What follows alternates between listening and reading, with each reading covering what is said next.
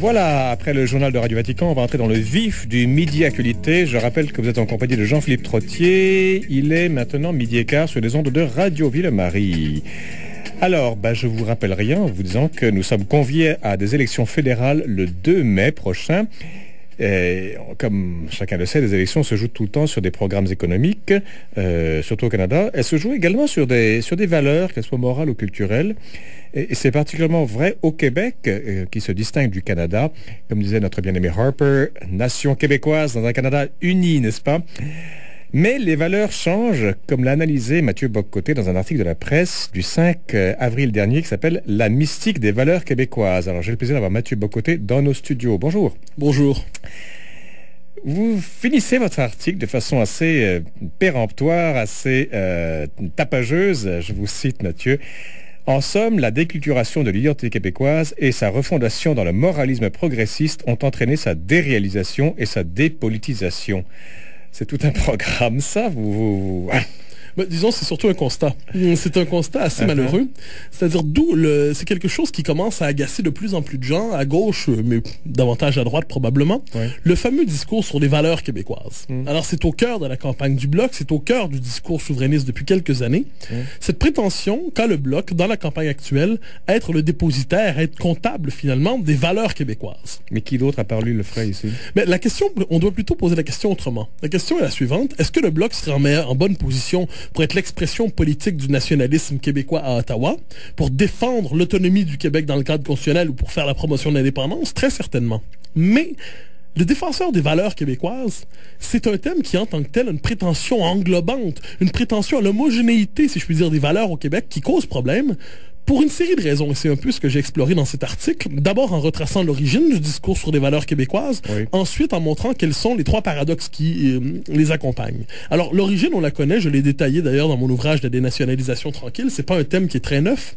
Après 1995, après le discours de Jacques Parizeau qui va avoir un effet traumatique chez les souverainistes sur l'argent et le vote ethnique, les souverainistes vont tout faire pour passer d'un nationalisme dit ethnique, qui était finalement le nationalisme historique classique, à un nationalisme dit civique, administratif, territorial, juridique. Ah, c'est le nous inclusif, C'est le fameux nous inclusif dont on a tant parlé.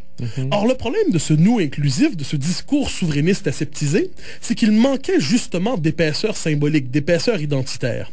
Alors, qu'est-ce qu'on a vu? On a vu les souverainistes, surtout au Bloc d'ailleurs, aussi au PQ, mais surtout au Bloc, chercher à fournir une épaisseur identitaire au nouveau nous inclusif et administratif à travers les valeurs québécoises. Parenthèse, Mathieu. Bloc et PQ, pour vous, ce sont deux animaux différents? Oui, ce sont deux choses distinctes. C'est-à-dire, le Bloc québécois est un parti, j'y reviendrai, qui, à partir de la fin des années 90, développe sa propre culture politique, sa propre culture idéologique, une forme de néo-trudeauisme, je pourrais dire. Le Bloc va être un parti beaucoup plus à gauche que le Parti québécois qui, quant à lui, est obligé pour une série de raisons de faire un travail de coalition avec des souverainistes à gauche, au centre et à droite. Alors, le Bloc est un parti plus à gauche là-dessus et c'est de là que va venir le discours sur les valeurs québécoises. Et qui sont en aucune façon différentes des valeurs canadiennes. Voilà, ça c'est un des problèmes. C'est-à-dire, le discours sur les valeurs québécoises, quelles sont-elles? On va nous dire que c'est le pacifisme, l'écologisme, le féminisme, la social-démocratie. On va nous dire la résolution pacifique des conflits. La résolution pacifique des conflits, l'approche préventive en matière de criminalité. Alors devant ça, moi je vois trois problèmes. Le premier, c'est le suivant, c'est que les Québécois n'ont pas tous les mêmes valeurs. Les Québécois ne sont pas tous à gauche. Il faut le reconnaître, les Québécois ne sont pas tous progressistes. Il y a dans notre société des Québécois qui sont aussi Québécois que les autres et qui sont plutôt conservateurs. Et qui sont tout simplement conservateurs, des gens plus à droite, et qui ne se retrouvent pas dans ce grand discours sur les valeurs québécoises. J'ajoute qu'ils sont assez nombreux ces dernières années parce que ce courant conservateur est en pleine émergence au Québec. Il suffit de penser à la crise des accommodements raisonnables, à la montée de l'ADQ, à la remise en question du modèle québécois, à la remise en question des syndicats, à la remise en question du multiculturalisme. Bon, premier paradoxe. Deuxième, et vous l'avez bien noté, les valeurs québécoises ne sont pratiquement pas distinctes des valeurs canadiennes telles que l'entendent, par exemple, le Parti libéral du Canada ou le NPD. Il n'y a pas de différence entre les valeurs québécoises et les valeurs canadiennes de la gauche canadienne anglaise. Et ça va assez loin. On l'a vu en 2008, lorsqu'il y a eu l'affaire de la coalition. Et même avant la coalition, lorsqu'il y avait la campagne, rappelez-vous, le débat des chefs, on avait Dion, Layton et Duceppe qui attaquaient ensemble très violemment Harper au nom, chacun d'entre eux, des valeurs que viendrait transgresser Harper. Donc, il y avait une forme d'alliance qui s'est réalisé quelques semaines plus tard avec le projet de la coalition. Donc, pour défendre les valeurs québécoises qui seraient brimées ou bafouées par le gouvernement Harper, le Bloc québécois de Gilles Duceppe proposait de placer comme premier ministre Stéphane Dion, chef du Parti libéral du Canada, dans une coalition dont le Bloc serait le soutien. Oh là là. Alors, c'est quand même pas mal, ça. Et là, ce qu'on peut voir, par ailleurs, c'est que ça pave le chemin vers quelque chose d'autre. C'est au nom des valeurs québécoises. C'est un discours, d'ailleurs, que les libéraux, le NPD, se sont réappropriés depuis un certain temps. Eh bien, pour défendre les valeurs québécoises ainsi entendues, on va justifier quelquefois la centralisation fédérale. Hein, c'est au nom des valeurs québécoises, dans la campagne actuelle, qu'Ignatieff propose que le gouvernement fédéral construise des garderies, que le gouvernement fédéral s'occupe d'éducation, de santé. Donc, au nom des valeurs québécoises, on pave le chemin vers une centralisation canadienne. Mais c'est magnifique, Mathieu. Je me fais l'avocat du diable. Ça veut dire que le Québec a une réelle influence sur la politique fédérale. On québécise le Canada. Je pense pas qu'on le québécise, mais ce qui est certain, c'est qu'on y transpose un certain progressisme québécois. Et ça, c'est vrai depuis Trudeau, soit dit en passant. C'est magnifique, non? Je ferai des nuances. Je suis pas certain que c'est magnifique. Non. Parce que quand on est un nationaliste québécois, à tout le moins, c'est ainsi que je l'ai compris historiquement. Oui. Quand on est un nationaliste québécois, on ne cherche pas à imposer l'agenda social d'un certain Québec à l'ensemble du Canada. On veut minimiser, pour ne pas dire abolir, l'ingérence du gouvernement fédéral dans les affaires québécoises. On veut que le Québec soit autonome et que le Canada ne se mêle pas de nos affaires. Eh bien, là, c'est le contraire en ce moment. Et je dirais que c'est le troisième paradoxe des valeurs québécoises ici. Oui. C'est-à-dire, les valeurs québécoises réduisent le différent Canada-Québec à une forme de contraste moral entre le Canada de droite et le Québec de gauche et viennent abolir la dimension fondamentale de ce conflit qui est un conflit constitutionnel, qui est un conflit de pouvoir. Les Québécois ne souhaitent pas un gouvernement fédéral qui respecte davantage leurs valeurs dans ses politiques centralisatrices. Les Québécois souhaitent que le gouvernement fédéral ne s'occupe pas de leurs affaires. À tout le moins, les nationalistes québécois devraient le souhaiter. Et ce qui disparaît ici, c'est la question tout simple du pouvoir. C'est la question du problème constitutionnel canadien. Alors, le discours sur les valeurs québécoises, par une forme de série de paradoxes qui se révèlent dans des campagnes électorales comme celle-ci, mais le discours sur les valeurs québécoises est probablement ce qu'il y a de plus contre-productif et de contre-intuitif, pourrait-on dire, mais de contre-productif pour le nationalisme québécois. On dirait une chose, Mathieu. J'ai l'impression qu'au Canada et au Québec, il y a la même maladie. C'est-à-dire que dès que le peuple veut exprimer quelque chose, veut exprimer quelque chose, ce quelque chose est automatiquement préempté, ou coopté plutôt, par le haut, et ce qui fait que le peuple ne peut jamais parler vraiment de sa propre voix. C'est toujours des ténors du haut qui parlent au nom du peuple et qui confisquent le discours. Vous avez tout à fait raison, c'est le bon terme d'ailleurs, c'est celui que j'utilise, la confiscation. Il y a au Québec une forme de confiscation technocratique du débat public. Au Canada aussi, hein? Oui, c'est l'héritage de Trudeau. Je dis quelquefois qu'au Canada, il y a trois peuples finalement. Il n'y en a pas deux. Il y a les Québécois, bien sûr, il y a les Canadiens anglais et il y a les Canadiens de 1982.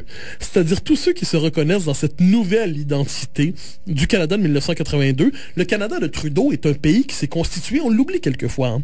Trudeau a constitué son Canada idéal non seulement contre le Québec français, mais aussi contre le Canada anglais. Parce que Trudeau avait une vision du Canada, une espèce de mythe universaliste radical. Qu'est-ce que le Canada? C'est le pays qui définira son identité dans le fait de ne pas en avoir, de ne pas avoir d'identité historique. Et identité surtout enracinée dans chaque individu qui, lui, choisit ses allégeances, un peu comme au restaurant japonais. Ben, c'est la formule de Jacques Attali. Le Canada, c'est le laboratoire de l'utopie du 21e siècle. Pourquoi? Parce que justement, c'est un buffet. Chacun peut y choisir son identité ou peut y faire valoir l'identité qu'il veut librement. Il n'y a plus de cohérence historique à ce pays. Le Canada historique, c'était quoi?